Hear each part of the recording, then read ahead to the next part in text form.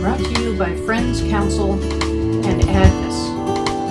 Trustee U, your online governance program for trustees.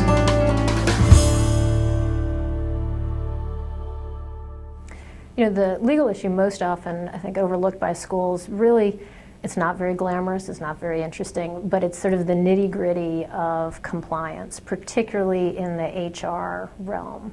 One of the biggest ones, the biggest HR questions I get most frequently are wage and hour questions. This is the Fair Labor Standards Act.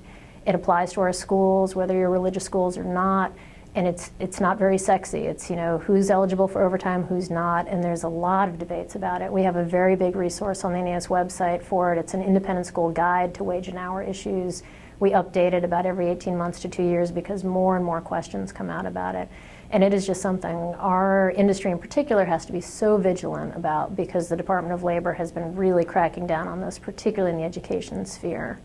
Beyond wage and hour, you know, really looking at your practices and policies. Do you do performance evaluations? As schools, performance evaluations are something we really wrestle with. You know, how do you judge good teaching? How do you ensure that students are learning what they're supposed to learn?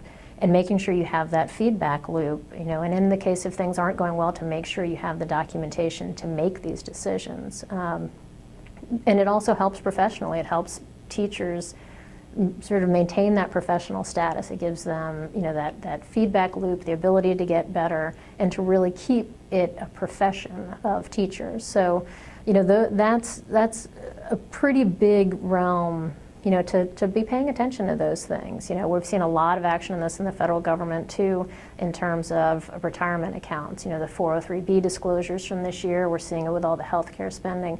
All of these HR type issues, you know, which can be like being plucked to death by ducks. But at the same time, you know, they're really, really important. It's important to stay on top of it, and it's important to implement it the right way, because unfortunately when these don't get done and don't get done well, that's where it's going to cost the school a lot of money to play catch up on the back end.